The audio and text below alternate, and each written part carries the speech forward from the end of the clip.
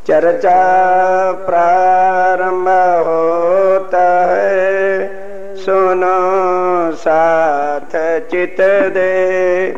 भजो राज श्याम श्री प्राणनाथ, सखी जीवन हमारो श्री महामति के साथ जी। भया चर्चा का वक़्त, अब तुम सुनियो चित दे। लाल आगे आए बैठे इन तख्त। लाल गोवर्धन मिलके, तब लाल गोवर्धन दास मिलके जाए कहो शेख सुलेमान। कि अच्छा भी जाओ शेख सुलेमान को फिर कहो तो मैं। तब फिर उठ गए, फिर शेख सुलेमान को गए तो वैसे के वैसे। तब उन्होंने कहा भाई ऐसे करो, चांदनी चौक में एक बख्तावर रहता है, तफसीर हुसैनी उसके पास है। 2 महीने तक उसके पीछे रामदास जी भटकते रहे, कभी आज कभी कल देके टुर करता है। फिर कहता है मेरे पास दज्जालनामा है, दज्जाल को बस में शैतान को कैसे किया जाता, वो टुर करता रहा। तब स्वामी जी सब सुंदर साथ को लेके एकांत में सराय, और वहां अपने दिल्ली के सुंदर साथ दयाराम को कहा कि भाई कोई ऐसा लड़का जो आलम फाजल हो, जो अरबी और फारसी जानता हो, तो हम उससे टीका कराएं। तब टीचर रखना तो कोई मुश्किल नहीं होता था। पैसे पर जो है कायमुल्लाह का लड़का आलम फाजल कुरान का विद्वान और फारसी में टीका करना जानता था, पैसों में लाके रख दिया गया और वो टीका करने लगा। अब स्वामी जी वो टीका और सनंद ग्रंथ को मिला के सब सुंदर साथ को सुनाते हैं। और फिर तफसीर हुसैनी की बात आ गई। तब दयाराम पास बैठा था, कहता स्वामी जी तफसीर हुसैनी मैं आराम से ला सकता हूँ। कहने लगे भाई हमें तो 2 महीने हो गए परेशान होते हुए, तू कैसे ला सकता है? कहने लगे फतेहपुरी की ये मस्जिद जो आज भी है, इसके साथ ही मेरी बाहर दुकान है और काजी मेरे से बड़ा दोस्ताना रखता है और मैं किसी न किसी युक्ति से ले आऊंगा। स्वामी जी ने कहा अगर ये काम तो हो जाए तो सारी अड़चनी हट जाएगी। तब उसने क्या किया, ध्यान के साथ सुनिए, प्रसंग सुनिए कैसे बुलाता है। अपना कोई ग्राहक जो उसका बुलंदशहर या नूरशहर या और कहीं रहता था, उसकी तरफ से उर्दू भाषा में चिट्ठी लिख दी, भाई दयाराम जी मेरे घर लड़की की शादी है और तफसीर हुसैनी का हमने पाठ करना है और मस्जिद में काजी जी को दिखा के और भाई तफसीर हुसैनी मोल ले करके मुझे फलां आदमी आ रहा है, उसके हाथ भेज देना, जो पैसे हों मेरे नाम लिख देना, हिसाब चलता ही है। वो अपनी तरफ से चिट्ठी लिखी, नीचे गुलाम मोहम्मद वगैरह 2 दस्तखत किए, काजी के पास चले, काजी साहब वासलाम आओ भाई दयाराम कैसे है? अरे ये मेरे एक ग्राहक की चिट्ठी आई है, तुम्हारे यहाँ कोई तफसीर सुसूर क्या होती है ये देख लो, लिखी कोई किताब होती है? उन्होंने कहा भाई हाँ होती है, तफसीर हुसैनी तो खास किताब है। कहने लगे भाई जो कीमत है मेरे से नकद ले लो और मैंने फलां आदमी के हाथ भेज दी। उन्होंने कहा भाई 40 रुपये कीमत है। कहने लगे 40 रुपये, फिर मैं आया हूँ तो कुछ तो रियायत करके दे, वाकई तुम बनिए हो गए यार, एक किताब है जो बाजारी सौदा थोड़ा है, अच्छा बाबा तू 2 रुपये कम दे दे, ताकि उसको पक्का हो जाए कि भाई मैं लेके भेजनी है। बस लेके तफसीर हुसैनी, ना दुकान देखी ना तो, नौकर को कह दे भाई संभालना मैं आता हूँ, भागा वहाँ से सीधा सराय भला, भागता भागता आया, रास्ते में सांस में नहीं लिया, आके श्री जी के चरणों में मत्था टेका, स्वामी जी ये आपके हुक्म से ये काम तो हो गया, मैं तफसीर हुसैनी ले आया हूँ। तफसीर को देख के अब स्वामी जी तफसीर को देख के फिर आ गए खुशहाल। बहुत खुशहाली है। तब कैमुल्लाह को कहा भाई अब पढ़, जो कुरान में है वो तफसीर हुसैनी में है कि नहीं, और जो तफसीर हुसैनी में है वो सनंद ग्रंथ में है कि नहीं, तीनों को मिला दे ताकि हमारे सुंदर साथ के शन से मिट जाएं और डर जो हुआ भूत घुसा हुआ है वो दिल में से निकल जाए। देख इनके मायने, इनके जरा मायने देख तू, हमको सुनाओ और हमें साथ साथ सुनाता भी जा। प्रथम इन्ना इंजुल्ला, तब सबसे पहले 30वें सुपारे की आखिरी सूरत इन्ना इंदुल्लाहु फी लैलतुल कद्रे फी लैलतुल कद्रे मा वदरका। अर्श अज़ीम में अल्लाह ताला ने अपनी रूहों और फरिश्ते ईश्वरी सृष्टियों को उतारने के लिए मोहम्मद साहब को बताया कि 1000 महीने की रात होगी जब मैं अपनी आत्माओं को और ईश्वरी सृष्टि को दुनिया में उतारूंगा। अब जाओ, इतने काजी हैं, किसी को यार बना लेना, उनसे पूछना भी वो 1000 महीने की रात कौन सी है। 1000 महीने से बड़ी रात 120 वर्ष सतगुरु देवचंद जी के जन्म से लेकर तभी तो रूहें उतरी। रूह अल्लाह मिसल गाजियों मोमिन उतरे तब। और फिर उन्होंने कहा कि मैं इसी रात के बीच में उन आत्माओं के लिए खैर बरसाऊंगा, खुराक बरसाऊंगा, जिसको वो खा के दुनिया में जिंदा रहेंगे। 120 वर्ष में ये वाणी उतरी, ये हमारी आत्माओं की खुराक है। अब एक इस तरह से सारे महीने जब खुले, सूरत इन पड़ी, जब सूरत पड़ी, जामे 3 तकरार। सुनो, पारा कहते हैं प्रकरण को और सूरत कहते हैं अध्याय को और आयत कहते हैं चौपाई को। इतना फर्क है और कुछ नहीं। भाई थोड़ा सा ध्यान करो, बिल्कुल सनद पढ़ना। कुरान का एक एक अर्थ आपके हाथ में आ जाएगा। इशारतें सारी खुली, सब जो जितने इशारतें, इशारों से बातें लिखी हुई थी, सारी खुल गई। जो लिखी परवरदिगार। किसने लिखी? परवरदिगार। राज्य महाराज ने हुक्म दे करके मोहम्मद से लिखवाया था। हम ही थे ब्रिजराज में। और क्या लिखा है कि अल्लाह ताला दुनिया में आएगा तो 6 दिन रहेंगे और छठे दिन जुम्मे की नमाज अपने मोमनों को इकट्ठा करके पढ़ाएंगे और जो वो जुम्मे की नमाज पढ़ लेगा वो सीधा परमधाम चला जाएगा। अब लिखा है तो वो अर्श में चला जाएगा। अब इन काजियों ने 6 दिन कौन से गिन रखे हैं? इतवार, सोमवार, मंगलवार, बुधवार, जुम्मेरात और जुम्मा फ्राइडे। और हर फ्राइडे को जो है नमाज पढ़ते हैं ईदगाह जाके। कोई भी अर्श अजीम पहुंचा, बोलो क्यों? क्या कुरान झूठा था? खुदा ने कहा मैं दुनिया में आऊंगा, 6 दिन रहूंगा। ये दिन किसके हैं? ये ब्रह्मा विष्णु महेश के दिन है। वो इस दुनिया के सब कुछ करता है।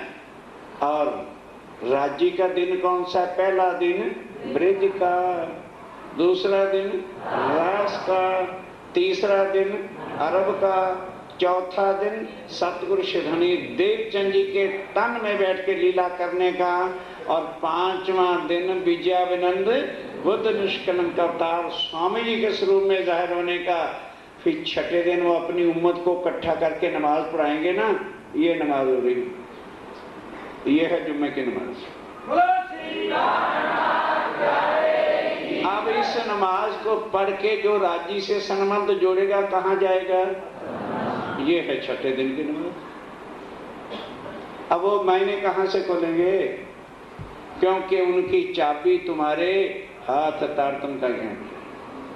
जिस ग्रंथ के भी मैंने खोलने जाओ, ये तारतम की शक्ति है, तारतम कोई मंत्र नहीं। इस ज्ञान को कहते हैं।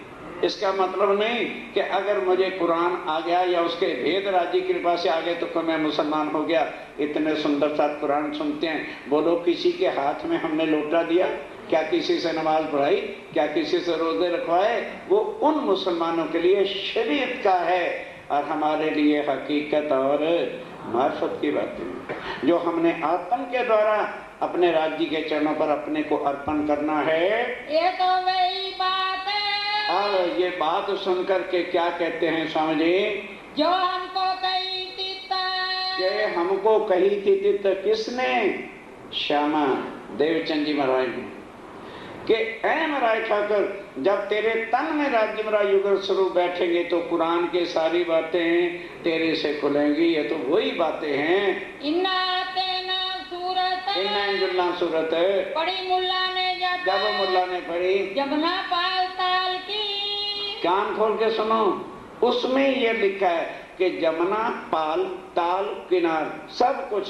ताल किसको कहते हैं? हौज कौशल। एक एक बात कुरान के अंदर लिखी है, हकीकत पाई तब, सारी हकीकत वाली। और फिर मोमनों को बैठ के चट्टा सुनाते हैं कि बोलो मोमनों, अब तुम्हें किस बात का डर है? तुम्हारे परम धाम की बातें लिखी हैं। श्री जमुना जी हौज कौशल रंग मोहन भूम 10वीं 81 मूल मिलावा लिखा है। वो किताब तुम्हारी है कि तुम्हारे डर के वास्ते? जिसमें हमारे घर की बातें हैं, वो हमारी किताब है कि मुसलमानों की? उनको केवल कैसे सौंपी हुई है? जैसे कुंवारी लड़की होती है तो 20 साल तक माँ बाप क्या कहते रहते हैं? अरे हमारी है, खबरदार किसी ने आंख उठाई मार देंगे। और जब एक आता है नाचता गाता बजाता आता बाजों के साथ, तो लड़की वाले सारे हाथ जोड़ के खड़े, अजय हमारी नहीं आपकी, ले जाओ। और सोना भी ले जाओ, चांदी भी ले जाओ, और जो हमारी शक्ति है वो भी ले जाओ। अब कौन आया? वो नाचने वाला है, बारात लेके आया। सबकी कुंवारी लड़कियां, कान खोल के सुनना, ये संसारिक शरीर कुंवारी लड़कियां हैं। कुंवारी लड़कियां कौन? कुरान, ग्रंथ साहब, वेद, शास्त्र, कुरान, बाइबल सबको ब्याह के अपने पास बांध रखा। वो पढ़ते रहे, वो कहते रहे मेरी है मेरी है, हमारी है हमारी है, उनकी है ही नहीं। सब कुछ जिन्होंने करवाया था आके सब ग्रंथों को अपने मुट्ठी में बंद कर लिया। एक खुशहाली अपनी, बस सब खुशहाली कि ऐ मोमनो इसको पढ़ो और खुश हो कि अब औरंगजेब के दरबार में जाकर कुरान से काजियों का सिर नीचा करना हमारे लिए कोई भी मुश्किल बात नहीं है। पहुंचाई सब साथ है। तो सब सुंदर साथ को बैठ के समझाया, और सब सुंदर साथ को जो पता चल गया, कहने लगे भाई अब, कहने लगे स्वामी जी अब ऐसे करो, सराय रोहिला को छोड़ो, वहां चलते हैं चांदनी चौक में, और वहां बैठ के हम काम करें। अब आए तो चांदनी चौक में एक हिंदू की हवेली किराए पे ले ली, और वहां चर्चा किसकी होने लगी? कुरान की बातें होने लगी। वो हिंदू क्या डर, क्या लगे स्वामी जी टीका लगाते हो, धोती पहनते हो, करते हो अल्लाह अल्लाह, क्या मुझे भी मरवाना है क्या? मेहरबानी करके हमारी हवेली खाली करो। अक्षातीत को ना हिंदू जगह देते हैं ना मुसलमान जगह देते।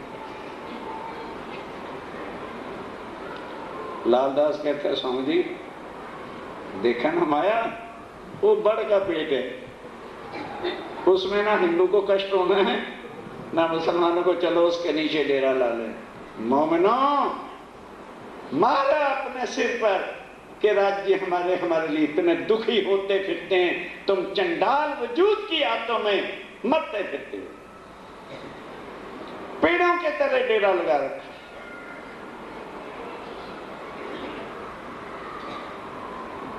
कोई परवाह नहीं, दुख बिना ना होए जाओ, चेले बनानों का गया, कंठियां बांध दी, चेले बन गए और गुरु बन के बैठ गए गद्दों के ऊपर।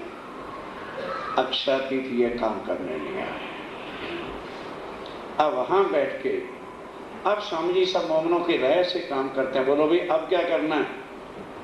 तो लालदास कहता है स्वामी जी करना क्या है? औरंगजेब से मुलाकात का एक ही हमारा सुझाव है कि उसके दरबार के 5 बड़े यार जो दोस्त हैं, एक है शेख निजाम, हो सके तो याद कर लेना, ना तो ना रखना। शेख निजाम कौन है?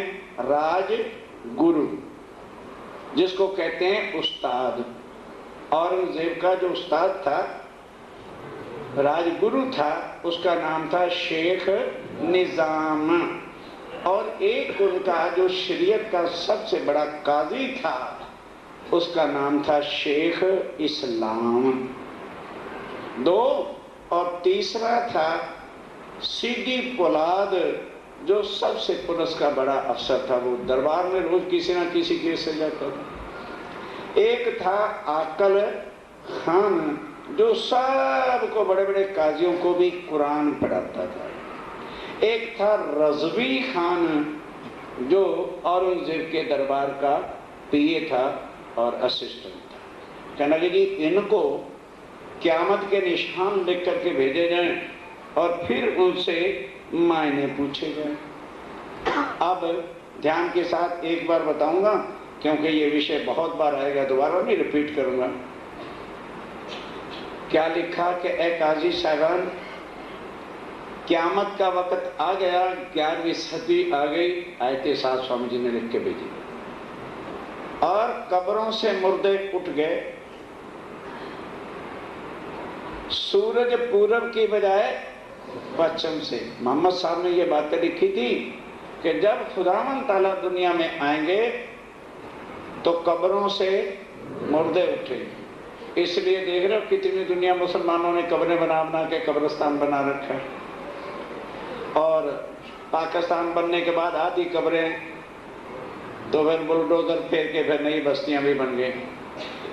और साथ क्या लिखा कि सूरज पूरब की बजाय पश्चिम से उदय हो गया है, पर तुम्हारे लिए अंधेरा। ये मोहम्मद साहब ने कहा था कि सूरज जब पूरब की बजाय पश्चिम से निकलेगा, मशरक की बजाय मगरब से, उर्दू भाषा, तो तुम्हारे लिए वो अंधेरा रहेगा मुसलमानों, तुम उससे देख ना सकोगे। और तीसरा क्या होगा, ध्यान के साथ निशान, कि दुनिया में ऐसे जानवर ही जानवर जिसका नाम होगा दाब तूल अर्ज जानवर पैदा हो जाएंगे। तो अरब के लोगों ने पूछा था, सर हुजूर वो जानवर कैसे होंगे? कि धड़ तो हिंदुओं की होगी, ध्यान से नीचे का हिस्सा, और ऊपर जो है छाती शेर की होगी, आंखें सूअर की होंगी, कान हाथी के होंगे, गर्दन मुर्गे की होगी और पीठ गिदड़ की होगी। ऐसे जानवरों से मोमिन लड़ेंगे और उनको खुदा के चरणों पे सजदा बजवाएं। और हर मोमिन के पास 72 हाथ की लंबी तलवार होगी और एक एक वार के अंदर वो 70 हजार काफरों का सिर काटेंगे। समझने की बातें। और फिर मोहम्मद साहब दोबारा उनके साथ आएंगे, ईसा रु अल्लाह भी होगी और अल्लाह ताला भी आएंगे। और आजूज और माजूज जो नूह नबी के 2 पोते हैं, जो सारी दुनिया को खा रहे हैं, वो भी जाहिर हो जाए। इस तरह से ये 7 निशान लिख करके भेजे। और नीचे स्वामी जी ने लिखा, अब्दुल काजी अब्दुल रसूल मोहम्मद रसूल, और दस्तखत करके भेजे कि चिट्ठियां ले लो। अब मौत का खेल नहीं तो और क्या था। कौन आएगा आगे? अरे कौन याद करता है? कांजी भाई। जहां मौत का काम, कांजी भाई, स्वामी जी ये सेवा मेरी है, लाओ मैं लेके जाता हूं। डरता ही नहीं कि मौत, उन्हें पता है कि मेरे साथ मेरे धाम के तो दुनिया क्या मारेगी, इनकी औकात क्या है। फिर भी स्वामी जी ने 5 सुंदर साथ को और भेजा कि भाई ये मरता तो नहीं, चिंता मत करो, पर फिर भी जरा रक्षा के लिए जाना चाहिए। अब सीधा गए शेख निजाम के घर, जाके घंटी बजाई। एक नलवा शेख इस्लाम पर, एक दूसरा शेख सलाम पर, दूसरा रजवी खान, दूसरा तीसरा रजवी खान, तीसरा शेख निजाम पर, तीसरा शेख निजाम का है जो उस्ताद है।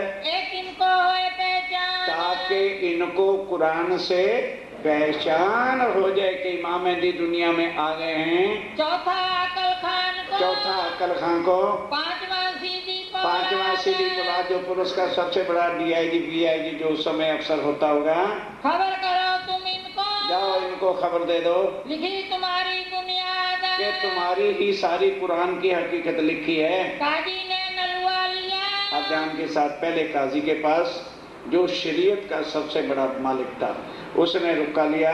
पूछी फकीर की बात। अब नीचे फकीर का नाम लिखा है।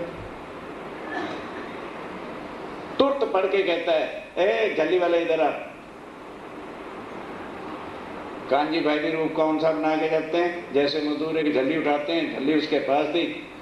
अरे वो कहाँ है जिसने ये चिट्ठी भेजी है, तू अभी क़यामत के निशान दे आया? कहते जी मैं तो जानता नहीं, मैं तो अंगूठा टेक, मैं तो पेट का स्वार्थी हूँ। उन्होंने कहा भैया इतने पैसे तुम्हें दे देंगे, जा रुक के दिया। तो हजूर मैं आ गया हूँ। पहाड़ से भेजा फकीर ने। कहने लगा फकीर है कहाँ? कहने लगे उधर है ना पहाड़। पता थोड़ा बताना, समझ क्या कहाँ है?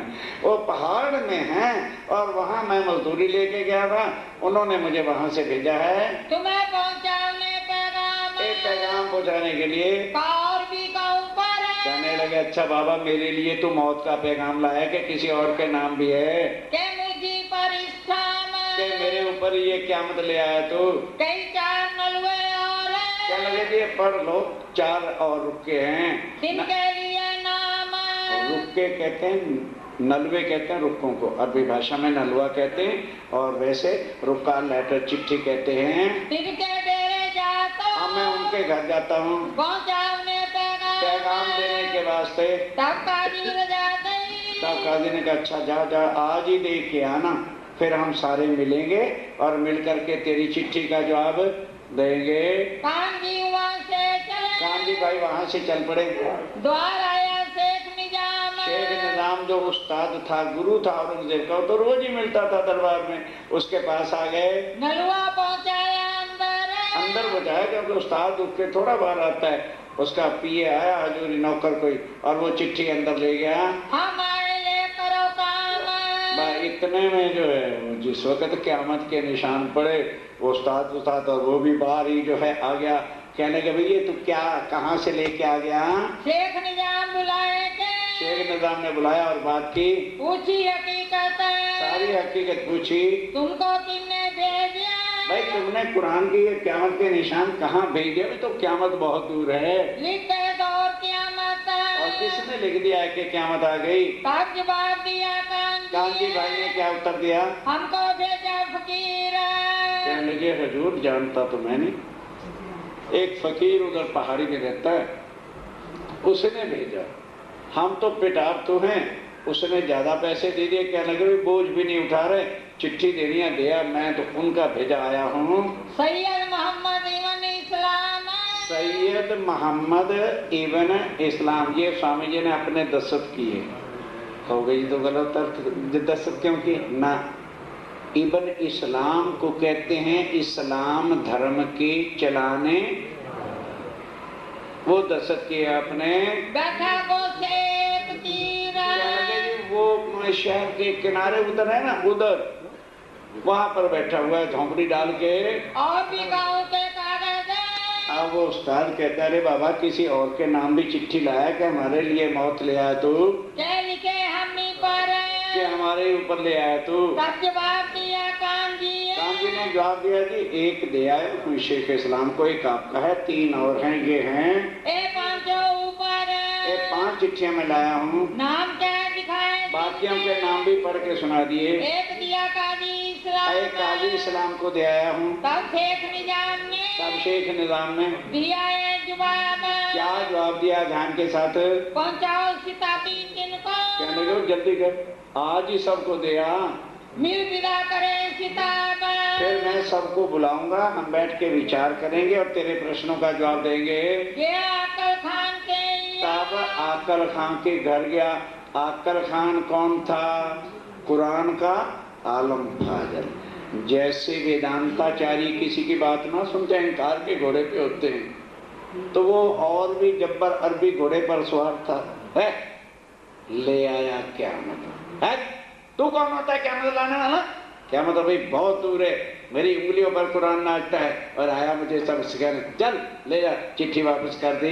कौन किया इनकार? इनकार किया, अहंकार था।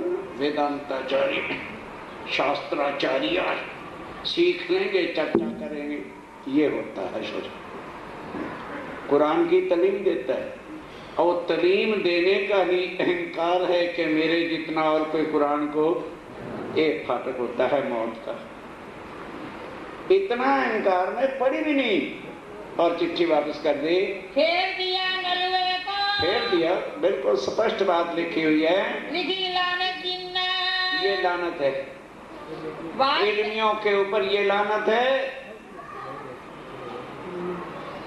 क्योंकि इल्मी अपने अहंकार को, सबसे बड़ा अगर यहाँ फांसी है अहंकार, अहंकार ही झूठ हो रहा है, अहंकार ही सब पाप कर रहा है। स्वामी जी कहते हैं सबसे बड़ी लानत खुदा ने, राजीव राय ने इन इल्मियों और इनके ऊपर रखी हुई है। वास्ते बहुत पढ़े के, वास्ते बहुत पढ़े, पढ़ने का अहंकार।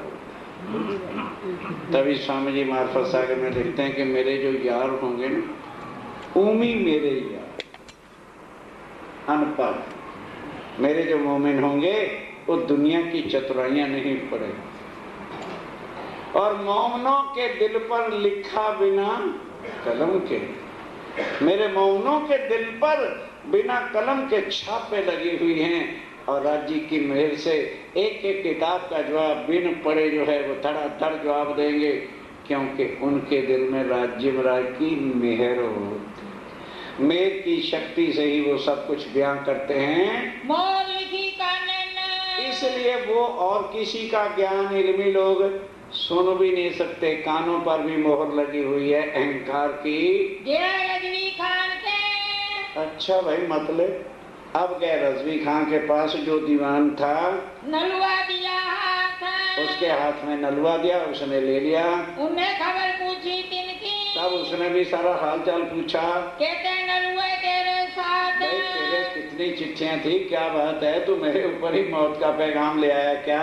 तब कांजी भाई ने कहा, तब कांजी भाई ने क्या कहा? पहुंचाए 4 पैगाम, कभी 4 को दिया, एक बाकी है। एक सीधी पोलाद, एक सीधी पोलाद जो पुलिस का सबसे बड़ा अफसर है, उसका बाकी रह गया है। जा तू किस शाम, अब उसके घर जाता हूँ। तब जवाब इनने दिया, तब इसने क्या जवाब दिया? पहुंचाए के आओ तुम, बाबा जा उनको भी पहुँचाया हो, हम भी जवाब देंगे, हम भी जवाब देंगे, चिंता मत करो, जैसा होवे हुक्म, जो अल्लाह ताला का हुक्म होगा। ये सवाल ऐसे हैं, कोई भी ताकत नहीं रखता कि कलम उठा के इसका जवाब दे देवे। वहाँ से चल के, अब कांजी भाई वहाँ से चल के आया सीधी पोलाद, सीधी पोलाद जो पुलिस का सबसे बड़ा अफसर था उस समय दिल्ली में, उसके पास आया, नलवा दिया हाथ में, और वो का चिट्ठी उसके हाथ में भी दे दी, सारी कई खबर, और सारी खबर उसको बता दी 5 जनों की।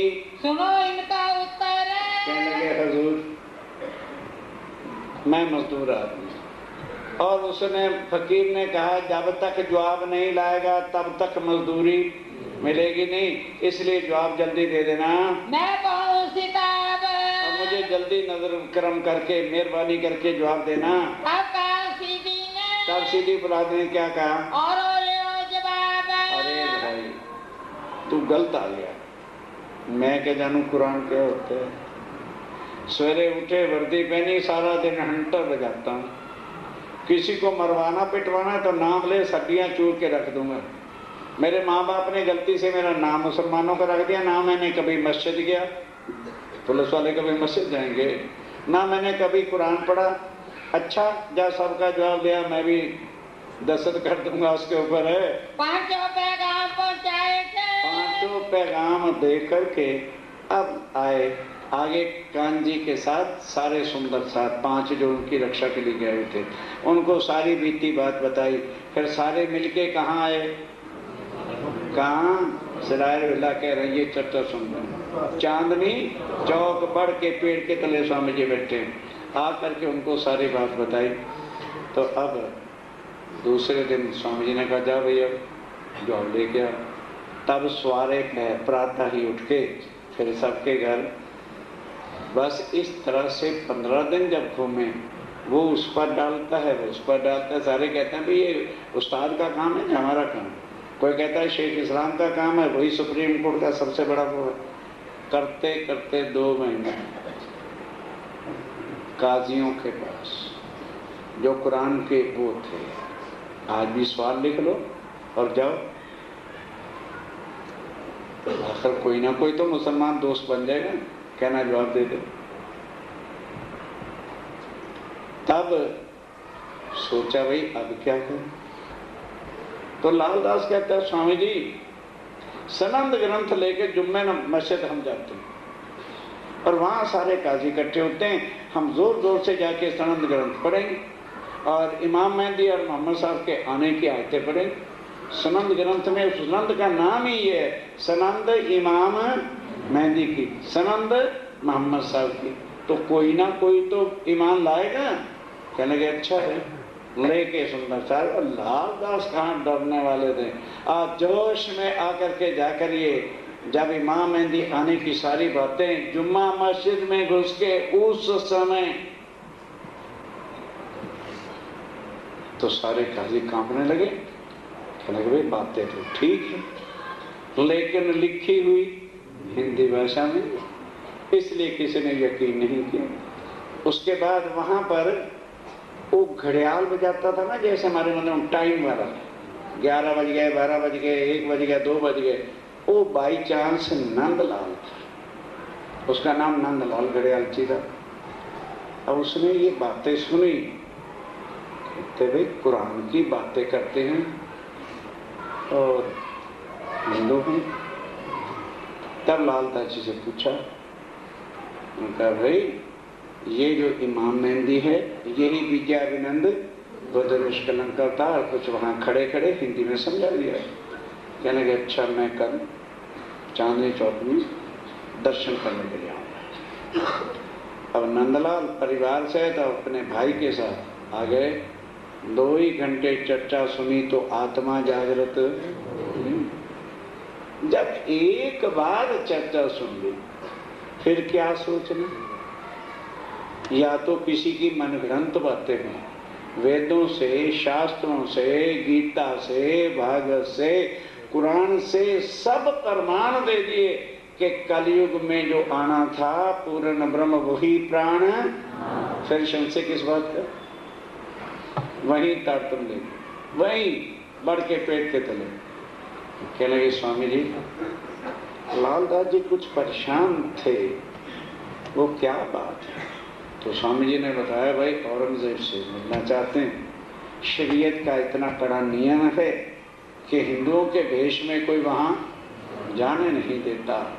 तो कहने लगे जी पैगाम तो मैं पहुँचा देता हूँ, मुझे चिट्ठी लिख के दे दो। मैं रात को घड़ियाल बजाता हूँ, 12 बजे के बाद कोई भी मुसलमान मस्जिद में रहता ही नहीं, हर को अपने घरों में सोना चला जाता है, तो मैं घड़ियाल बजाता रहता हूँ। 4 बजे मेरी सवेरे ड्यूटी खत्म हो जाती है, तो मैं उस रुक्के को पीछे उसके गोंद चिपका के गुसल खाने पे लगा दूंगा कि जो कोई भी काजी छोटा बड़ा आता है लोटा उठा के पानी कहाँ से लेता है, गुसल खाने से, और तब वो वुजू करते हैं, 14 अंग धोते हैं और फिर नमाज पढ़ते हैं। स्वामी ने कहा अच्छा वही लिखवा दिया, लालदास को कह दे इतला आम, उर्दू में भेजना है ना। इतला आम को कहते हैं सूचना, कि जो कोई भी मुसलमान है हम उनको इतला देना चाहते हैं। कुरान के हिसाब से ये आयतें हैं, इमाम मेहंदी दिल्ली में आ गए, इस रुक्के को पढ़े बिना आज जो नमाज पढ़ेगा या सुनेगा वो सीधा दोज़ख की भट्टी में जाएगा और अल्लाह ताला की उस पर लानत होगी। स्वामी ने दस्तखत करके दे दे, ले भैया रात को चिपका दो। उन्होंने कहा जी ये कौन सी बड़ी बात है। और जब सारे रात को सो गए, गोंद पेश के साथ ले गया था, रख के रुका उल्टा किनारे गीले करके गोंद लगा के चिपका दी। किसी मुसलमान ने तो देखा है नहीं किसी ने चिपकाई। 4 बजे उसकी नौकरी खत्म हुई, वो चला गया। अब आगे बड़े बड़े काजी लोटा उठाए पानी लेने कहाँ जाना है, गुसलखाने में रुका सामने। अरे अल्लाह ताला रहम करना, रहम करना। अब ना कोई गुसलखाना तोड़े और ना कोई पानी लेवे। करते करते करते 3 घंटे बीत गए। उस दिन नमाज पड़ी नहीं। और रुक्के का ही रुक्का सारे मोहल्ले, रुक्के का मतलब शोर, रुक्के का ही शोर सब में हो गया। और 9 बजे तक तो सारी दुनिया पढ़ पढ़ पढ़ पढ़ पढ़ के रुकों को चली गई। अब आओ, लाल किले में औरंगजेब का दरबार लगता था। वो जब अपने दरबार में आया तो जैसे आजकल लोग टिकट तो लेनी नहीं, लड़का नु कितों टिकट मिलनी, लेकिन 2 घंटे बैठ के क्या करना, डिस्कशन। फिर तेरे महल च कौन खड़ा रहा है, जोर कैसा है, रेल कैसी है, ना लेना ना देना, सीटों पर बैठ के ये वैसे करना। तो उस दिन सारे औरंगजेब के दरबार के क्या कह रहे थे, रुका पड़ा, रुका सुना, रुका पड़ा, क्या भाई तू रुका पड़ा। अब कोई औरंगजेब बहरा तो नहीं था। घंटी बजाई, वो शेख सुलेमान जो कहता था सोने बनाने का ढंग बता दो, बेल बजाई, उसको बताया, क्यों भाई ये रुका रुका क्या हो रहा है, क्या बात है, बता तुझे किस लिए रखा हुआ दरबार में। कहता है हुजूर रात को कोई जुमा मस्जिद पे इस तरह से रुका चुका से और ऐसी ऐसी बातें उसमें लिखी। कहने लगे अच्छा था, बड़े आराम से उसके किनारे गीले करके रुक्के को ज्यों का त्यों उतार के मेरे पास ले गया। और जानते हो लाल किले के सामने जमा मस्जिद है, वो वहां जाके उतार के लाके उसकी मेज पर। औरंगजेब की बुद्धि और दिमाग देखो कितना निर्बल था। शेख सुलेमान, इसका मतलब है इमाम मेहदी और उसके मोमन मुझे ढूंढ रहे हैं। अब वो दरबार में आए थे लेकिन तूने उनकी मुलाकात नहीं करने दी। वजीर का बुला, इसका धक्के दे के निकाल दो खंबत को, इस काबल नहीं। अब उसकी जगह ध्यान देना क्या करे हो, शेख निजाम जो उसका गुरु था, उसका लड़का था अब्दुल्ला, उसको बुला के नौकरी दी कि बेटा कोई भी मुझे मिलने वाला आए, खबरदार यही हाशर कर दूंगा तेरा भी जो शेख सुलेमान का कर, तो तुम मुझे मना। अच्छा हुजूर, अब क्या हुक्म दिया कि दिल्ली शहर में ढिंडोरा पिटवा दो कि जो कोई इमाम मेहदी का कासिद है, मोमिन है, मैं ईदगाह जाऊंगा, वहां मैं खुद घोड़े पे खड़ा रहूंगा, वो आके रुका मुझे दे।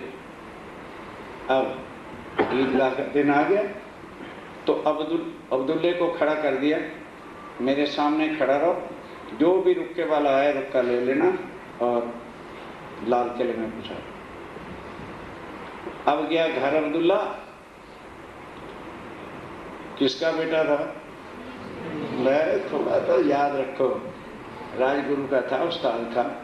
उसने कहा बेटा सोच समझ के ढिंडोरा पीटना, अगर हकीकत का पता चल गया तो तेरे भी अब्बा जान गए। सारी हकीकत बताई, कहने लगे फिर अब्बा जान करूं क्या, कहने लगे ढिंडोरा पिटवा कि दिल्ली की जनता को इतला दी जाती है जिसने कोई भी फरियाद, सीमेंट नहीं मिलता, सरिया नहीं मिलता, जो भी कोई तकलीफ है, बादशाह ईदगाह में खड़ा होगा, आके अपने सब प्रार्थना पत्र एप्लीकेशन दरखास्तें देना, मैं खड़ा रहूंगा, ले लूंगा। अब बादशाह घोड़े पे आके खड़ा हो गया थे, आती दिल्ली उठ के शिकायतों वाली, क्योंकि उस समय औरंगजेब के दरबार में कोई फरियाद कर ही नहीं सकता था। ऐसा मौका मिला, अब बादशाह खड़ा हैरान हो गया। इमाम मेहदी के तो एक आदमी आता या 2 आते, 4 आ जाते, ये सारी दिल्ली आ गई है। फिर भी सब्र किया। अब ध्यान देना, उसमें लालदास और नलदास भी चिट्ठी और रुक्का लेके जाएंगे। अब ध्यान के साथ सुनना, रुक्के वो लेता चला गया लाल निर्मल दास, लालदास जी और 2 सुंदर सास चले गए, और वही जाके रुक्का हाथ पकड़ाया, ले गए अपना रुक्का, एक रुक्का ले गए, रुक्का लेके बस रुक्का लेते वक्त अब्दुल्ला ने रुक्का पढ़ लिया तो खतरनाक रुक्का फाड़ा जेल में। अब लालदास जी के अब गुस्से का तो फिर ठिकाना ही क्या था, पड़ गया उसके गले। कहता है काफिर हो, औरंगजेब का डर नहीं तो उस अल्लाह ताला का तो डर था। हमारी खातिर ये सब कुछ प्रोग्राम हुआ है, बादशाह हमारी खातिर खड़ा है। बस वो होते तो हैं, कहते जा जा आया बड़ा बादशाह को कहने जा, बादशाह चला जा।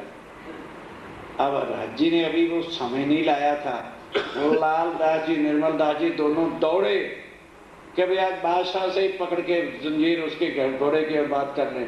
लेकिन उधर औरंगजेब ने भी घोड़े को एड़ी लगा दी कि चले कब तक खड़े रहेंगे, घंटा डेढ़ हो गया, रुक के सारे वहीं आएंगे, मैं पढ़ लूंगा। अब लालदास जी को और भी जोश चढ़ गया, बहुत दौड़े तो सही पर बादशाह का घोड़ा और एक आदमी की दौड़े कैसे हो सकती थी, मुलाकात नहीं है।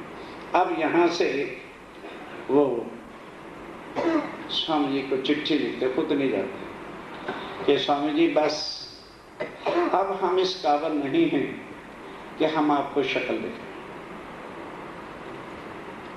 क्योंकि कभी कुछ करते हैं कभी कुछ करते हैं, छुप छुप के काम करते फिरते हैं, ये ऐसे काम होने वाला नहीं है। तब स्वामी जी ने कहा अच्छा तुम आ जाओ, बुला लिया। कहने लगे अच्छा बाहर चलो, बाद में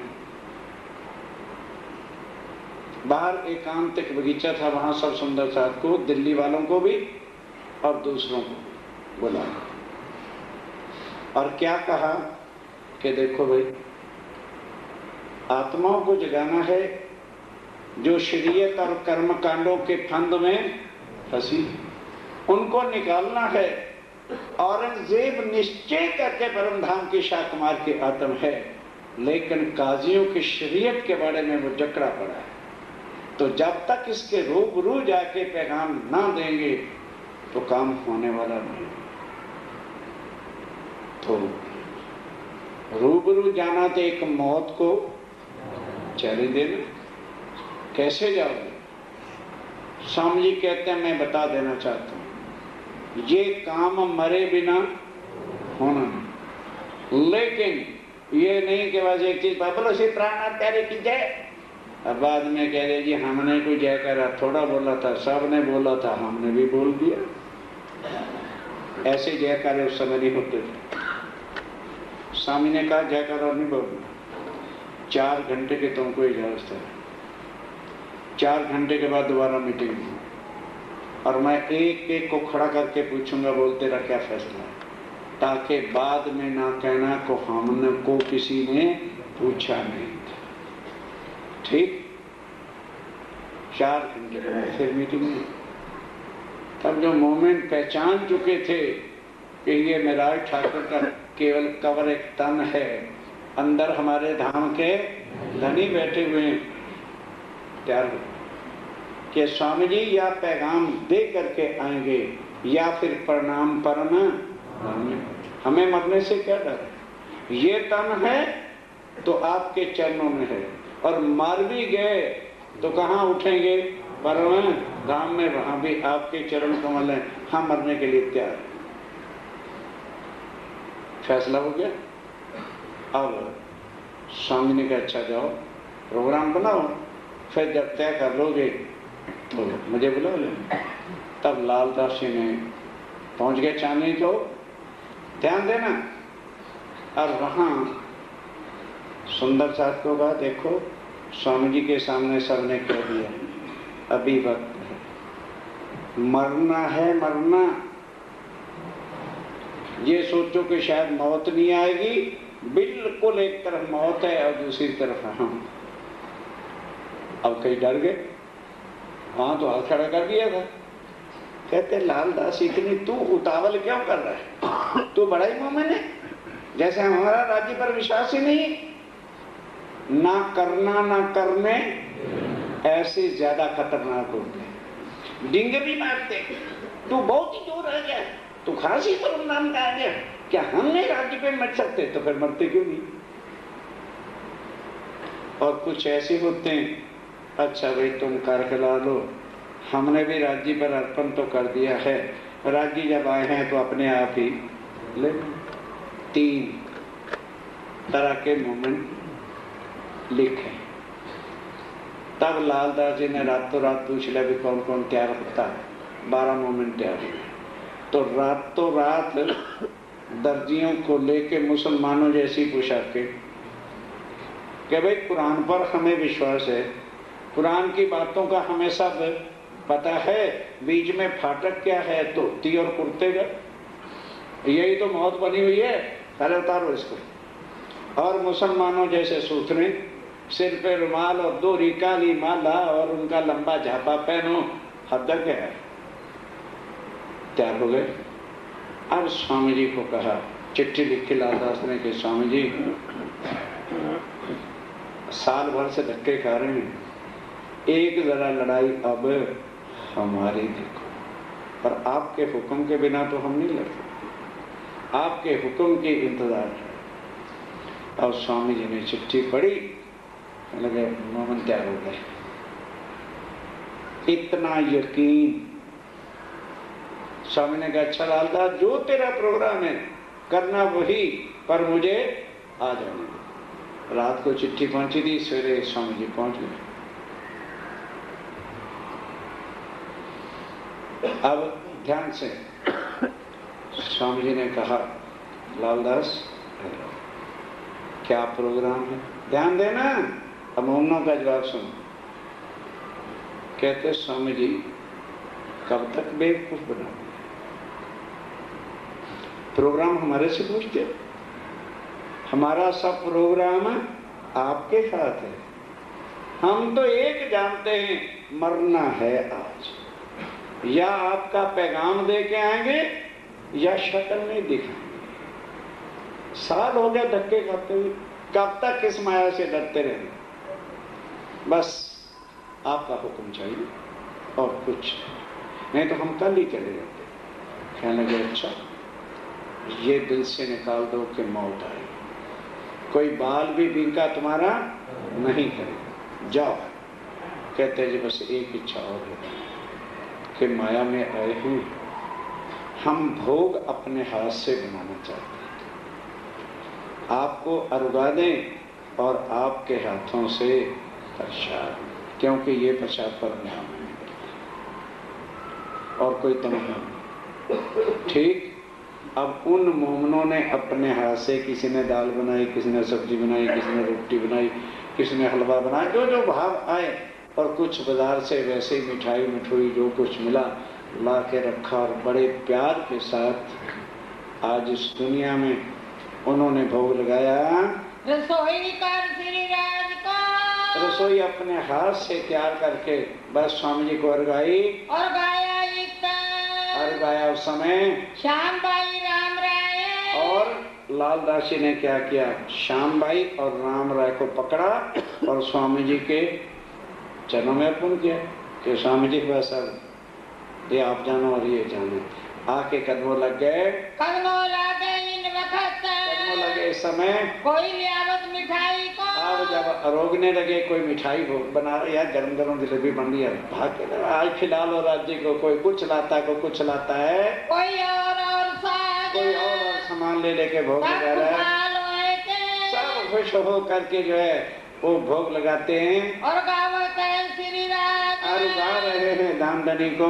इत खुशहाल होए के अब स्वामी जी पे प्रसन्न होकर के अपने हाथ से सबको प्रसाद देते हैं। रजा दई सिंगाज, और रजा देते लालदास ये मुर्दनी दिल से हटा दे, पैगाम राज्य का लेके जा रहे माया का, वो सदा तुम्हारे सिर पर खड़े हैं। जाए पधारो एकांत।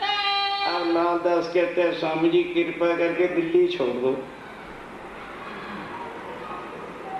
क्योंकि बीच में किसी कार को लगे वहां हंटर बजने, और उन्होंने पूछा बताओ तुम्हारे स्वामी जी कहाँ पर है, तो कहीं एड्रेस बता दे तो हमारे लिए मरने का ठिकाना हो जाएगा। चुप्पे से कान में कह दिया कि कामा पहाड़ी जो मथुरा के पास है वहां जाके बैठ गए। और 2 आदमी शेख बदल और कांजी ये आते जाते रहेंगे। जो संदेशा जो चिट्ठी भेजें सत्य मानना, और आपकी तरफ से जो चिट्ठी लाएंगे हम सत्य मानेंगे। बस स्वामी जी को वहां से भेज दिया, कामा पहाड़ी चले गए। अब ये मोमेंट तैयार होते हैं।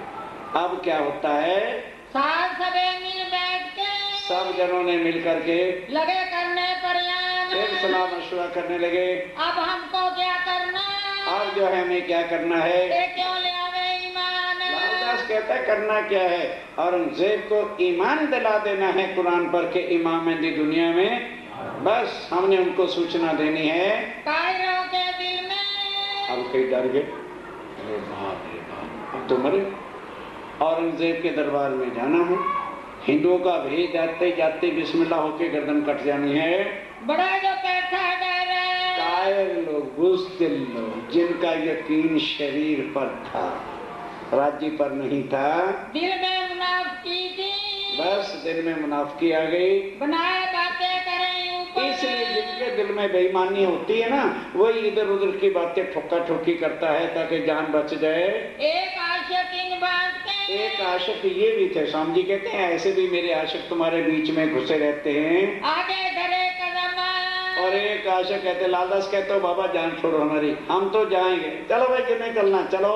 पीछे खड़े रहने वाले, एक पीछे रहने खड़े रहने वाले हैं। सौंपी अपनी आत्मा, कहते तू बहुत जानता है, जैसे हमने अपनी आत्मा को शिव जी के चरणों में सौंपा नहीं, जा जा जा तू चला जा, हमें भी राज्य ले जाएंगे।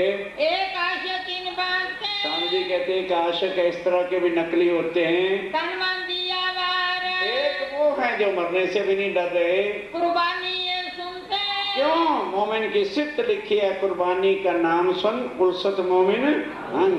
बस चैन तब आएगा, फना हो जाएंगे, तभी तो परम धाम में राज्य को शक्ल दिखाएंगे। ऊपर परवरदिगार अपने धनी के ऊपर। एक लखमनीन में, अब वो 12 आदमियों के नाम सुन लो, तैयारी करके जुम्मा मस्जिद जाएंगे, पर मुलाकात कल कराएंगे। और शेख बदल, और शेख बदल और मुल्ला कायम, ओ कायमुल्ला, याद है ना, जो ट्यूटर बन के आया था, जब उसने सारे मैंने सोचे, उसने भी तारतम ले लिया। और भीम भाई रे, और भीम भाई सूरत के महाजन, ये सूरत के रहने वाले थे। भीम भाई शाम बड़ी याद करो। भाई सोम जी खंबात से, सोम जी भाई खंबात के रहने वाला था, आए मिले थे इतर, वो भी यहाँ दिल्ली में आए थे। नाग जी सूरत से, नागजी भाई वो सूरत से गरीबदास जो है, चले छोड़ कबीला खास, छोड़ दिया कि कबीले को, चल पड़े मरने के लिए। हमारी बुंदेलखंड से, हमारी भाई बुंदेलखंड का रहने वाला था, आया ले ईमान, वो भी ईमान लेके आ गया। दयाराम दिल्ली में, दयाराम दिल्ली में, वो फतेहपुरी में जिसकी दुकान थी। भाई मान लिए जो कहेगा लालदास क्या देख रहा है, तू चल ना, मैं चलता हूँ तेरे साथ, आगे कदम रखते हैं। चिंता मन ठट्ठे मिने, चिंता मत, वो ठट्ठे नगर का कबीर पंथ का शायरी है, आज कुरान लेके जा रहा है लड़ने के लिए। ले आए थे ईमान, ईमान ले आया था, पहचान हो गई थी कि ये मनुष्य तन के अंदर छुपे हुए मेरे अक्षरातीत राज्य बैठे हैं। चंचल बड़े ईमान से, और चंचल दास बड़े ईमान के साथ रे कीमत में होशियार, सेवा में हाजिर रहता था। आज कबीला छोड़ सब दिल्ली में सुंदर सा जो थे, घर वालों को कह दिया भाई हमारी अर्थी निकल गई, रो लो, हम तुम्हें रोक के जा रहे हैं, तुम मर गए। मिला परवरदिगार, वो भी सुंदर साथ की जमात में शामिल हो गए। बनारसी उगाई करे, और बनारसी दास दिल्ली में उगराई का काम करता था। काया ले आया ईमान, थोड़े दिन था ईमान लाया, पर यकीन पक्का। यहाँ के ले कल तार तुम ले सानू पे सबक सिखाएंगे, तो आदि अकलेज पे उन पत्थर, उनकी आत्म जागृत हुई, इसलिए थोड़े दिन का आगे बढ़ रहा है। और साथ बहुत है, और भी गिनती के बड़े साथ है, 12 जने निकले बस। कोई वहां मर्दमशुमारी तो करनी नहीं थी, बाकी पीछे हट गए। कोई ईमान कोई मुनाफिक, कोई ईमान दिखाता, कोई मुनाफिक। कहने लगे बाबा साढ़े को कम नहीं, जे परम धाम की आत्मा तो आपे प्राण ना दिलाए, साढ़े को नहीं मरिया जाता। बैठे परियान को, अब ये 12 के 12 सलाह करने लगे। लालदास जी करने लगे ना क्या, जल्दी धोती पोती उतारो, पहनो कपड़े। उनको सबको कपड़े दे दिए और वो बना दिए सूथड़े, और मुसलमानों के लंबे झापे, सिर पे रुमाल, दोहरी माला, चलो बिस्मिल्लाह बरकत या अल्लाह खैर, घुस गए जामा मस्जिद में। पहुंचाने पैगाम हक चांद पैगाम पहुंचाने किसका? हक का। अपने धनी का पैगाम पहुंचाने के लिए मर मिटेंगे, चिंता नहीं करेंगे। आपस में मसलत करी, आपस में सलाह करके जय जुमे में जैसे और साथ मौत है, कोई ईमान कोई मुनाफिक, बैठे परियान को पहुंचाने पैगाम हक, पहुंचाने पैगाम। आपस में मसलत करी,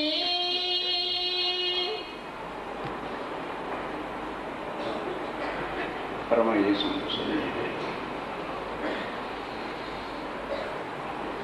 आपस में मसलत करी।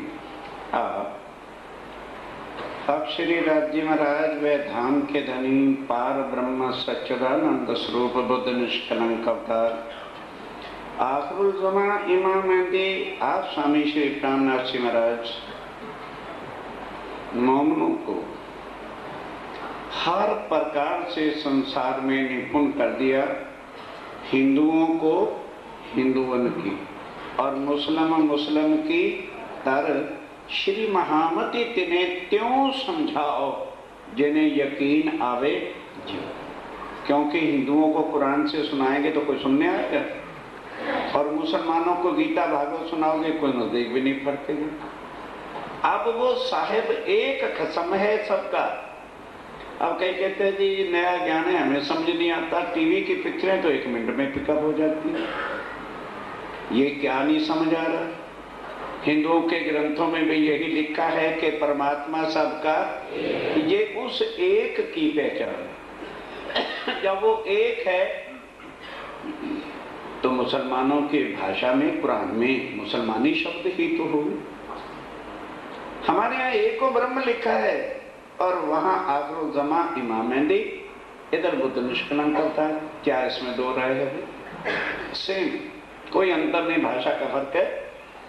अब जो बातें इधर शास्त्रों में पुराणों में परमधाम की सब गुआइयां, और वही बातें कुरान में भी मोहम्मद साहब से कहलवाई थी।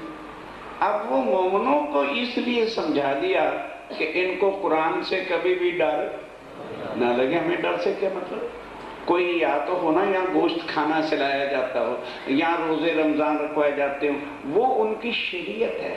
जैसे को हिंदुओं का कर्मकांड है वैसे वो मुसलमानों की शरीयत है।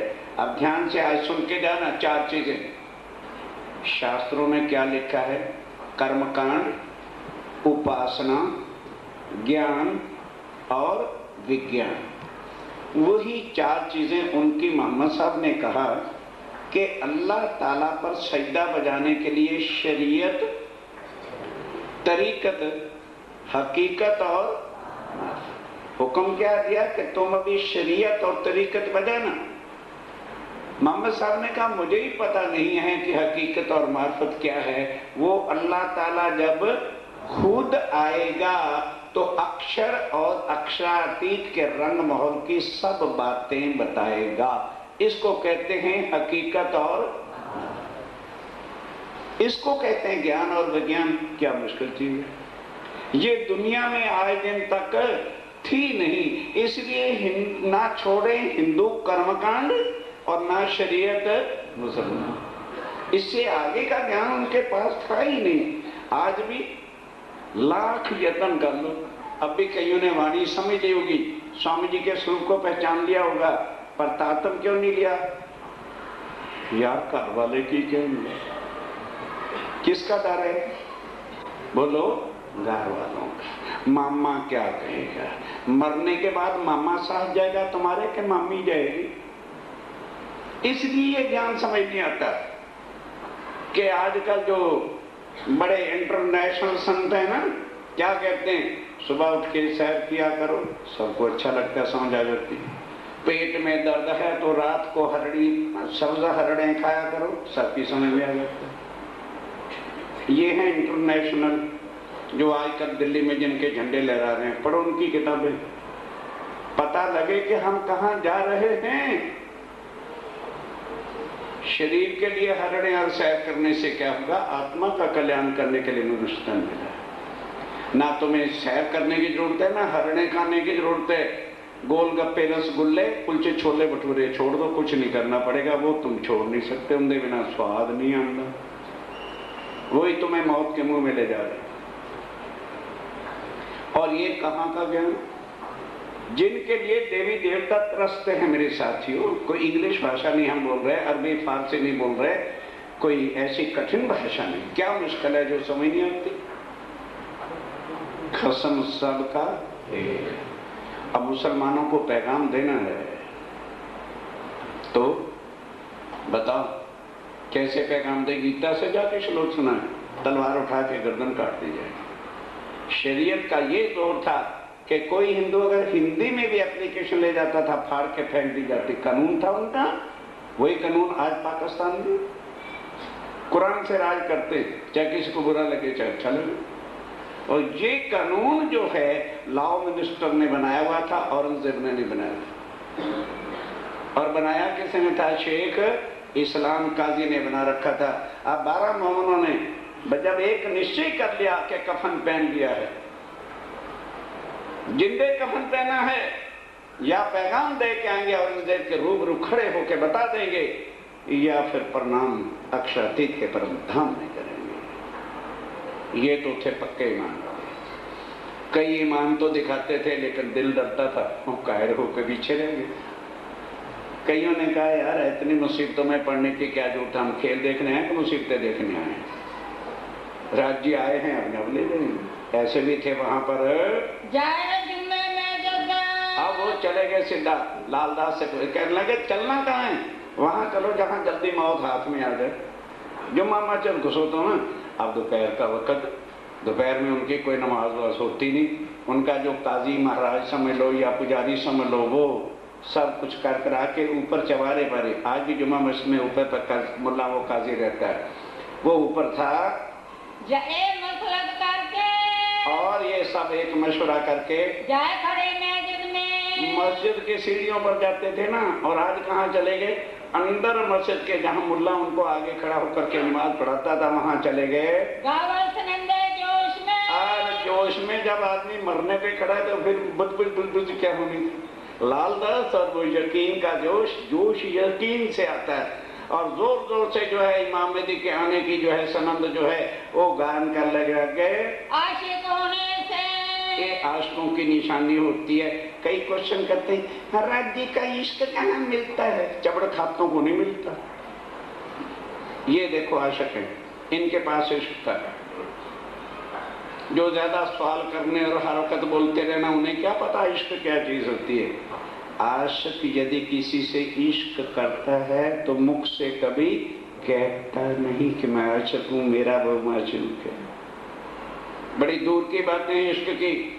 ये दुनिया वाले तो नरकों में घुसे हुए हैं। मोहम्मद साहब ने 4 प्रकार के इश्क कहे हैं। एक इश्क हिरसी, जहां दुनिया सीटियां बजा रही आजकल के लौंडे नौजवान। एक इश्क हिरसी, एक इश्क नफ्सी जो हीर रांझा वगैरह ने किया था। एक होता है इश्क हकीकत और एक होता है इश्क मार्फत। वो मार्फत का इश्क रूहों के बिना ना कोई जानता है, क्योंकि अब तो वाणी आ गई ना, तो भजनों में भी चल देता है इश्क इश्क जी इश्क इश्क। हमारे भी बड़े आशिक बाजे पे बजाते फिरते हैं। टुकड़े हो जाए इश्क का शब्द मुंह से ना निकले। वो तो यह आशिक जानता है और या ए राज्य में रायपुर अपनी आत्म की बातें हैं जो परम धाम में होती हैं। यह दुनिया के कुबाड़ कचरे वाले इश्क नहीं, वो हिरस है, नरकीय है, कीड़ों का काम। वो बात ही ये शब्द भी अब आ गया दुनिया में। जाओ बड़े बड़े यहाँ बैठे होंगे हिंदी के जानकर, मोहम्मद साहब से पहले जाओ हिंदुओं के सब शब्दकोश ढूंढ के ले आओ। इश्क नाम का शब्द भी दुनिया में नहीं। खोल लेना, ट्राई करना, कह रहे हैं हम। बड़े बड़े हिंदू शब्दकोश देख लेना। मोहम्मद साहब से पहले इश्क का शब्द ही नहीं था। मोहब्बत या प्यार, प्रेमिका, ये देश है। मोहब्बत देह से होती है, जो कहते हुए थे मोहब्बत जिंदाबाद, मोहब्बत जिंदाबाद। जब इरमान ही नहीं रहना तो जिंदाबाद का है हो जाना। सलीम भी मर गया और उनके चाहने वाले भी मर गया। नारकल कहाँ रह गए? मोहब्बत जिंदाबाद, इश्क जिंदाबाद। और वो कहाँ? यहाँ में अरे राज्य महाराज का इश्क कहाँ मिलेगा? दुआने के खजूरे पल्ले बांध लो। वो परम धाम में ही हो सकता है। आत्म एव, जहाँ आत्मा है ना, उनकी लीला इष्ट की है और वो परम धाम में, इधर में। यहाँ तो वाणी से पहचान है कि परम धाम में क्या लीला होती है। ये बातें और ये है आशक, जिनको समझ आ गई कि ये तन आशक का नहीं। आशक कौन? जो माशूक पर। इसलिए उन मोमनों के पास इतना जोश था कि हम हैं ही नहीं, हम नहीं हैं ये, हम बैठे हैं मूल। आएगी समझ? यहाँ तो एक किसी को अरे भाई बड़ा गुस्सा करते हैं तो क्या ले लोगे? गुस्सा ले जा बंडल खरीद के, जितने में थोक है मेरे पास। यही लिया, अरे यही लिया, यही लिया ना। क्या ले गए? शरीर क्या होगा?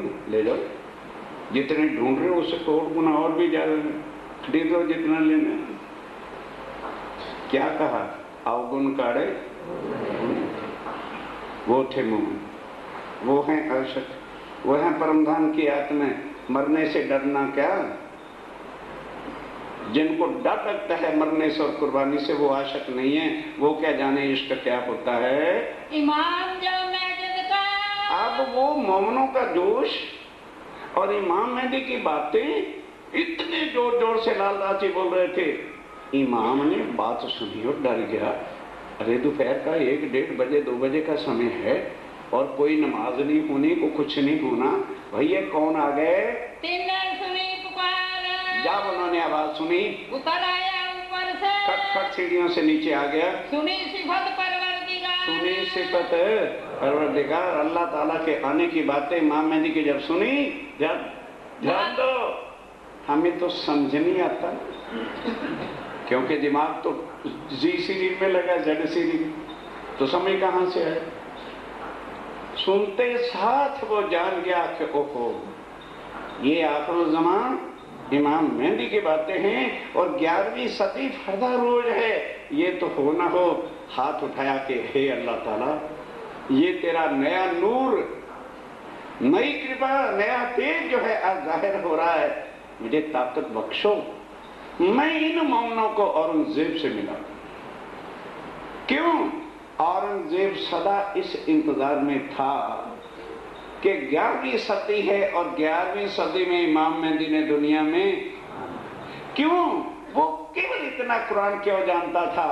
क्योंकि रात को बैठ करके वो कुरान को कलम से लिखता था, इसलिए उसको इतनी जानकारी थी। हमें समझ में क्यों नहीं आती? तारतम लेके कह तो दिया ये सत्यवाणी, पढ़ेगा कौन? कल से आप प्रतिज्ञा कर लो कि वाणी 1 घंटा पढ़नी है, मेरे से भी ज्यादा चर्चा दुनिया को सुनाओगे। जब मेहर के कोई पात्र बने तो राजिम राय के मेहर हो, खाली बाजा लेके बैठ गए, एक मेहर मांगते हैं, दे दे एक मेहर मांगते हैं, लड्डू बेड़े थोड़ी चोरी च राजिम राय डाल देंगे। भिखारी ना बनो, आशिक बनो, वो अपनी मेहर लेके तुम्हारे पीछे पीछे आ गए। ये वो मोमिन है। बस जब काजी ने इनकी सारी बात इमाम मेहदी के आने की सुनी, मैं जाऊं सुल्तान पे, दिल में राज्य ने ऐसा भर दिया कि मैं सुल्तान औरंगजेब के पास ले जाऊं। उस चीज की इंतजार करता रहता है। तुरंत मोमनों को कहता है, मोमनों मैं तुम्हारी एक सेवा कर सकता हूं। ये बातें अगर आप औरंगजेब से सुना दोगे तो बस सारी बातें पूरी हो जाएंगी। कहो तो हम तुम्हें वहां ले चले। मोमिन क्या चाहते थे? क्या चाहते थे? आई नहीं मेहर साथ पीछे पीछे। उन्होंने कहा भाई ले चलो तो तेरी बड़ी मेहरबानी है। अब जुम्मा मस्जिद से लाल किला कितनी दूर है, सड़क ही तो बाहर करनी थी। ले गए और अंदर जाके बाएं, नहीं लाल किला देखा, इसी बहाने देखा ना, गेट एक ही है, अंदर जाना दाएं से, थोड़ा आगे जाओगे तो बाएं साइड रास्ता खुलेगा, सामने चबूतरा है जहां मोमिन जाके खड़े हुए थे, आज भी बारादरी उसको कहते हैं। वहां काजी ने ले जाके मोमिनों को चबूतरे के नीचे खड़ा कर दिया, क्योंकि औरंगजेब उस चबूतरे पर खड़ा होकर सबकी फरियाद सुना करता था। खुद अंदर चला गया, क्योंकि उनको इजाजत होती थी जिस वक्त भी कोई मसला हो तो तुम रणवास में महलों में आ सकते हो।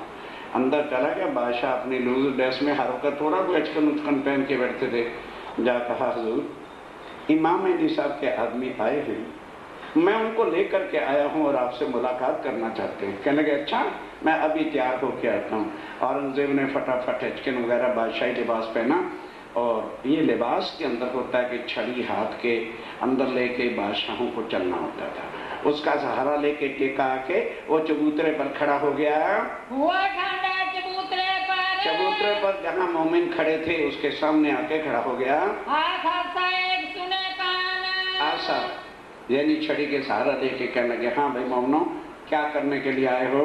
मोमिन तले चबूतरे। अब मोमिन तले चबूतरे के, और काफी दूर था, वहाँ माइक तो उठाने के बातें होते हैं। खड़े जाए निकट। जब बादशाह ने पूछा कि कैसे आए हो, तो मोमिन चल के निकट नजदीक आ गए ताकि बातचीत सुन सकें। तब पूछा सुल्तान ने। तब फिर औरंगजेब ने क्या पूछा? इशारत से आए। इशारत करके कहा, भाई तुम दरबार में आए हो, क्या कहना चाहते हो, क्या तमन्ना, क्या मुराद है तुम्हारी? तब बोले मोमिन क्या बोले? कलमा जुबान चलाए। कुछ नहीं मांगना भी। क्या कहा? सिर्फ एक आदमी बोलता है, सारे नहीं बोलते। लालदास जी कहते बिस्मिल्लाहिर्रहमानिर्रहीम ला इलाहा इल्लल्लाह मुहम्मद रसूलुल्लाह, बस इतना कह के चुप कर गए। फिर इशारत करी सुल्तान ने। बादशाह ने कहा, मुझे यकीन है कि आपका यकीन अल्लाह ताला पर है और तभी आपने कलमा पढ़ा है, बिना यकीन के कोई भी कलमा नहीं पढ़ सकता। अब बताओ आप चाहते क्या हो? क्या मतलब है? तुम यहाँ आए हो, उसका मतलब क्या है? तब इन्होंने जवाब दिया। तब क्या जवाब दिया? दीन इस्लाम के आशिकान। बादशाह सलामत, एक बार सुन, हम मुर्दार दुनिया का कुछ भी आपसे मांगने के लिए नहीं, हम दीन इस्लाम जो इमाम मेहदी साहब ने चलाया है उसके हम आशिक हैं, उनका पैगाम देने के लिए आपके पास आए हैं। कछु मतलब अपना को सोच के कहते हैं, ठीक है भाई, आखिर तुम मेरे दरबार में आए हो तो कुछ अपना भी तो मतलब लेके आए होंगे, तुम्हारा भी तो कोई निजी स्वार्थ हो सकता है, वो बताओ तुम्हें क्या चाहते हो? कहा एक बात हम मांगते। आज अब जो कुछ पैगाम देना था दे दिया कि ऐ औरंगजेब बादशाह, अगर ऐसी बात है तो हम एक बात मांगते हैं कि तुम और हम बैठकर हमारे से कुरान की बातें सुनो, जिससे इमाम मेहदी के आने की पहचान करें, और जिस समय हम ये विषय आपके साथ करें तो हमारे और आपके सिवाय वहां किसी को बैठने की इजाजत नहीं होगी। वो इसलिए है बादशाह सलामत, ये शेख निजाम सामने खड़ा है तुम्हारा, ये शेख इस्लाम, ये उर्दल खान, और ये जो वहां का तुम्हारा दरबारी है, दीवान है, और आकल खान है और रजवी खान, इनको 2 महीने तक हम ये पैगाम देते रहे। शेख सुलेमान जो तुम्हारा हुजूरी था, रुक्का छोड़ने वाले हम थे, लेकिन जब उसने हमारी आवाज नहीं सुनी, हम ईदगाह भी रुक्का लेकर के गए थे, लेकिन अब्दुल्ला ने हमारा रुक्का लेकर के फाड़ दिया था, सारी फरियाद सुना दी। जो अल्लाह ताला का नाम नहीं सुनना चाहते, हम उनके सामने कुरान के राज भी खोलना नहीं चाहते। तुम्हें तो क्या सुनाया? इस वास्ते जो है हम यही कह के आपको सुनाया है, हमें दुनिया मुर्दार का कुछ नहीं चाहिए। हमें नहीं मुर्दार का मतलब है। हम दुनिया मुर्दार का कुछ भी तुम दे लो, हमने 14 तबक पर थूक दिया। तुम्हारा ये राज तुम समझते होगे, हमारी निगाहों में ये राजपाट भी सिर्फ मिट्टी के समान है। 5 नलवे 5 पारे सब बताया कि 5 रुके हम 2 महीने तक भटकते रहे और तेरे दरबार के बड़े बड़े लोगों को हमने जाके ललकारा, लेकिन किसी ने भी हमारा पैगाम तुम्हारे तक पहुंचाया नहीं। इसलिए मजबूर होकर हमें इस तरह से आना पड़ा तुम्हारे वास्ते, ताकि तुम्हें पता चल जाए, क्योंकि तुम खोज कर रहे थे कि 11वीं सदी में इमाम मेहदी ने आना है। अब वहाँ शेख सुलेमान भी खड़ा था जो कहता था सोने बनाने का ढंग सिखा दे, निकाले। अब हमारे अब तो बादशाह 1 मिनट में नौकरी से निकाल देगा। कांप रहा था खड़ा होके मेरी बात को कि अगर इन्होंने इस वक्त मेरी बात भी चला दी, अब सुनावे कान, अब कान में मेरी शिकायत कर दी तो बस मुझे तो अभी हो जाएगा। तब पूछा सुल्तान ने, तब सुल्तान ने पूछा है तुम पे किताब? कहने लगे भाई कोई किताब है?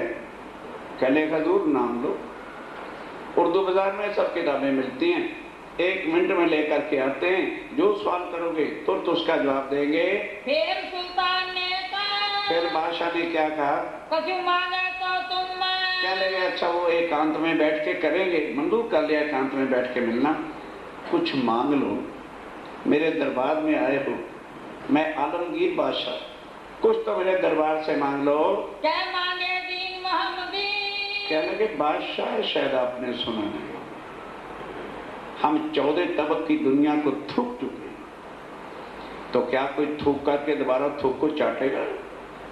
हमें नहीं चाहिए।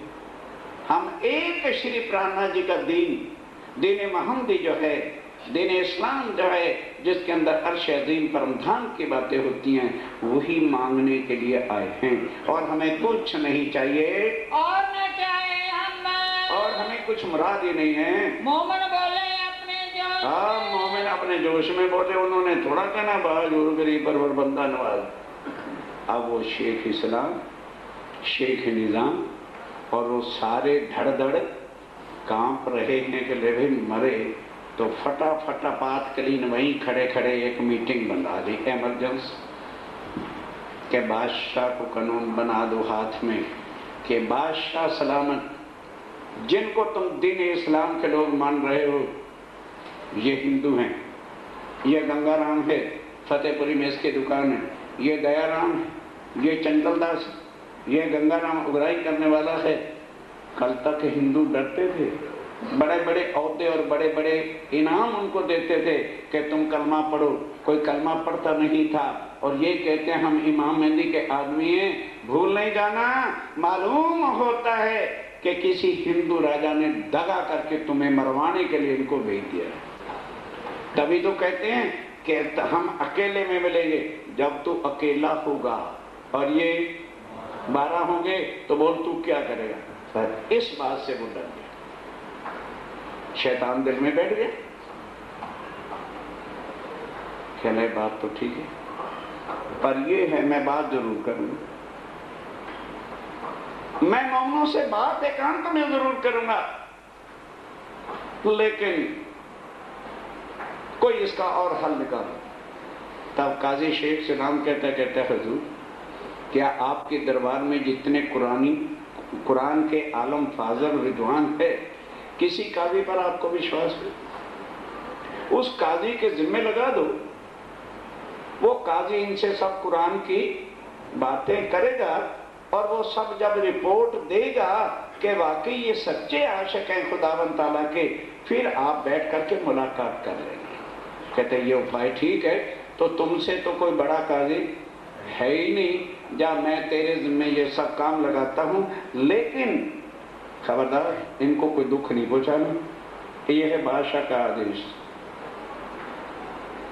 इनको मेहमानों की तरह से रखना और बड़े बड़े बढ़िया खाने मंगा करके इनकी खिदमत करना, शाही मेहमानों की तरह। तुम इनकी बातें सुनियो, तुम इनकी बातें सुनो, कोई देखो बुनियाद और सारी असल बुनियाद की इंक्वायरी करो, इनको नीचे रखियो, लेकिन इनको रखना अच्छी तरह से, खिदमत करना, सेवा करना, खाने पीने की खिदमत, और खाने का जो बढ़िया से बढ़िया खाने हों, मलीदे मंगा के देना। बेस्ट ऑफ ऑल उर्दू भाषा है, मलीदे कहते हैं सबसे जो बढ़िया खाने हैं, और वो शाही खजाने से पैसा लेके खर्च करना। दलगीरों ने ना पावी, जरा भी किसी बात पर ये उदास नहीं होने चाहिए। मैं सौंपे तुमको शेख इस्लाम, ये सब काम मैं तेरे जिम्मे लगाता हूँ, सौंपता हूँ।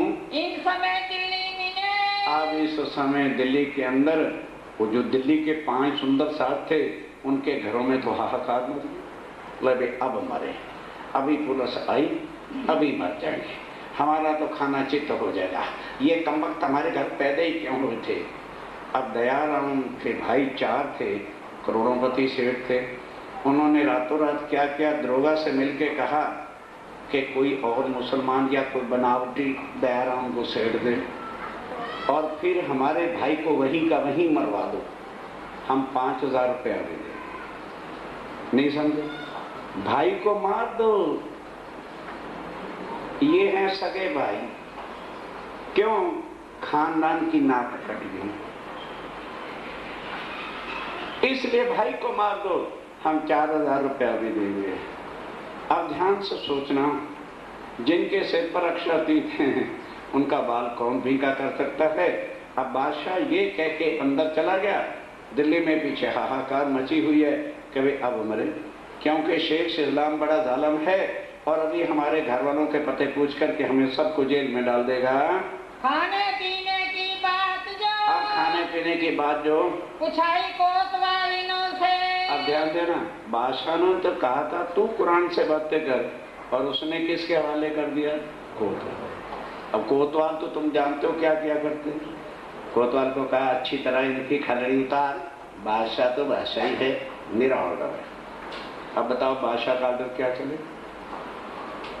जब सबसे बड़ा वजीर वो है, लॉ मिनिस्टर वही है, कहा कोतवाल इनको रात को जरा सीधी भाषा बढ़ा, बने फिरते हिंदू गंगाराम, दयाराम, चंचल दास और आगे इमाम मेहदी का पैगाम लाने वाले, और एक एक से पता कर ये कौन है और किस मसले में किस राजा ने इनको बादशाह को मारने के लिए भेजा है। लेकिन ध्यान रखना, खाना पीना अच्छा खिलाना, खलड़ी खूब उतारना, खाना पीना अच्छा देना। अब भाई कोतवाल तो जो करते हैं, मोमनों को पकड़ कर ले गए, नजर बंद कर दिया भी जेल जूल तो जब सुप्रीम कोर्ट में जाएंगे केस चलेगा तभी तो जेल मिलेगी। ध्यान देना, बात कोतवाल तो अपनी चालाकी से पूछते हैं। उसने क्या किया, संध्या समय हो गई, कहते भाई इनका खाना लाओ। 10 हिंदुओं का खाना, 10 उसमें हिंदू थे और 2 शेख बदल और कामुल्ला 2 मुसलमान थे ना, उनके लिए तो वैष्णव दाल रोटी कच्ची ले आओ और इनके लिए जरा मीट मछली फर्स्ट क्लास गरम मुर्गे सुर्गे लेके आओ। खाना आ गया। शेख बदली कहता है कोतवाल साहब ये सूअरों का खाना उठा लो, अब हम पाक दिल मोमिन हैं। वजूदों के नाम स्वामी जी नहीं बदले, लेकिन हमारी सबकी आत्मा एक है। हम ऐसा भोजन राक्षसी अब नहीं कर सकते। तब उन्होंने कहा अच्छा मिल के खाओगे? लालदास कहता क्यों नहीं। सब सुंदर साहब ने जाकर बोला, और 10 और 2 मुसलमान मिल करके भोजन सारा खा रहे हैं। अब वो हैरान हो गया कि अगर ये हिंदू होते तो मुसलमानों के साथ, आज की बात छोड़ो, आएगा तो सारा कर चलता है, कोई भी हिंदू मुसलमान के साथ खाना खा ही नहीं सकता था, राक्षसी भोजन करते थे। आज वो राक्षसी होंगे तो हिंदू महाराक्षसी हैं। बाहर क्या लिखा है? हाँ जी शर्मा साहेब, अंडे 4 का तड़का अंदर लग रहा है, वो शर्मा। क्यों?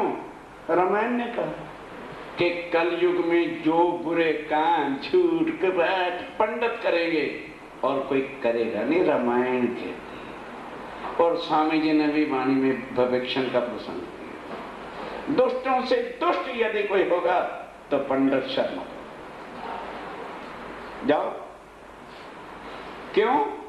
उन्होंने ये कभी स्वाद ज्यादा खा रहे, गपरदप मुर्गे खा रहे हैं, अंडे खा रहे हैं, सब इतने शायद मुसलमान नहीं मीट खाते जितना हिंदू खा रहे। अब किसको राक्षस कहा?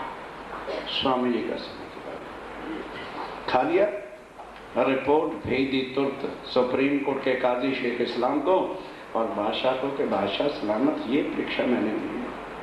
ठीक, अब रात पड़ी 12 बजे, तो पुलिस को 4 जो सिपाही थे जालिम, हाल दिया के दरा इनको पढ़ाओ भाषा, लगे मार पड़ने। इनसे पूछो कि वो इनका इमाम मेहदी कहाँ पर है। बस मोमनों को जो पुलिस के डंडे लगे हैं पढ़ने, सुंदर साहब जी कोतवाल था, उसने करना था, उसको हुक्म हुआ था। कोई भी मोमिन आंखों से आंसू नहीं बिठाए, 12 बस या इमाम मेहदी या अल्लाह ताला, तीसरी आवाज नहीं निकाली किसी।